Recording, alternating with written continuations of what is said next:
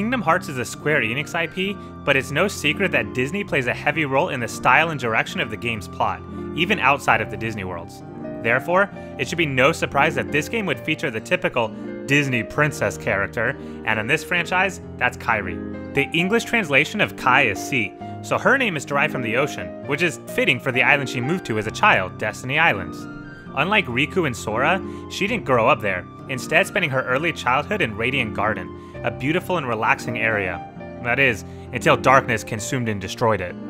Her short time spent at Radiant Garden was eventful, however, as she met with everyone's favorite Birth by Sleep protagonist, Aqua.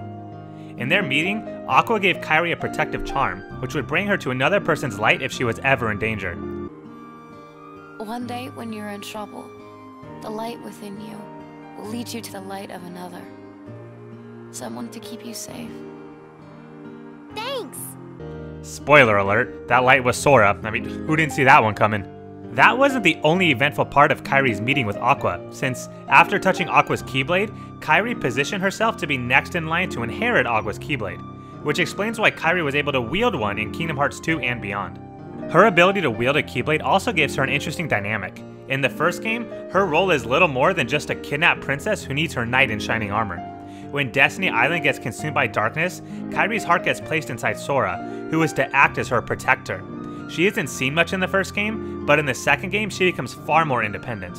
There's even a point in the second game where Kairi is tasked with fighting off Heartless with Riku. Yen Sid spends a considerable amount of time training her into a Keyblade wielder, which is what she was doing the entire time during Dream Drop Distance.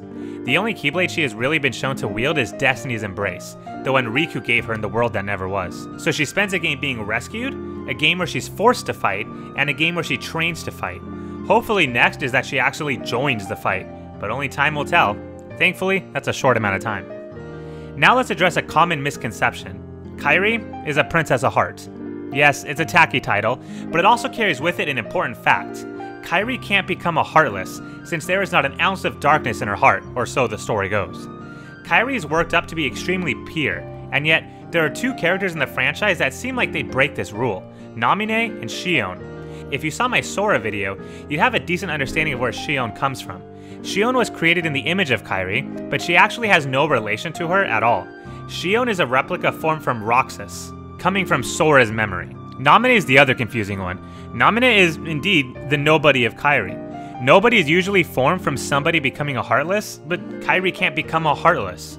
However, Kairi's heart was trapped inside of Sora after Destiny Islands fell, and when Sora sacrificed himself and released her heart, Namine was formed. Therefore, she's technically a product of Kairi's heart, but also of Sora's soul. As a result, she has no memories of Kairi, yet is somehow connected to her. I'll cover Namine more in a separate video, but just know she is a very interesting and fun character. Kairi's gone through a number of design changes throughout the games. In the first game, she had a much simpler light purple and white design, with a tank top and skirt to go along with short red hair. She didn't have any direct appearances in Chain of Memories, but when she was shown in that game, she had the same design as well. Kingdom Hearts 2 Kairi has two primary different designs. Typical schoolgirl Kairi, and I'm gonna beat up some Heartless because I'm not a princess no more Kairi. This is the design that's seen most often, and it's a pretty drastic change in style when compared to Sora. It's definitely a design that lends itself to more of a fighter than a damsel in distress. Kingdom Hearts 3 Kairi is probably the biggest change of all. From her hairstyle to the boots to the added amount of black in her outfit, she feels a lot more mature and capable. With each game, her role has grown more and more, and each new development in her design has made her feel more independent from the rest of the cast. Our small gang of friends is finally starting to grow up, and now that I say that, it feels really awkward. Moving on. As the years have gone by, she's also had some changes in her voice actress, and she's been lucky to have a very talented host of voice actresses. In the Japanese version, it has always been Riza Uchida, except for Kairi's 4-year-old version in Birth by Sleep, who is voiced by Sumire Murahoshi. For the English version, she's had 3 legendary voice actresses, starting with Hayden Panettiere in the first 2 Kingdom Hearts games.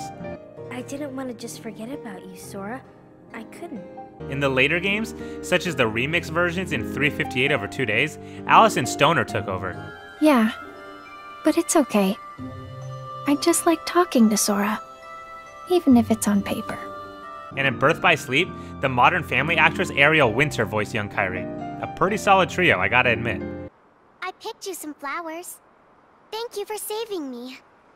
Kairi is a loving and caring character that thankfully has grown out of her small role and is something that could potentially be a main fighter in the newest installment. With such a small amount of time until the release date of Kingdom Hearts 3, it'll be exciting to see just how much she's grown and what the plan is for her character moving forward.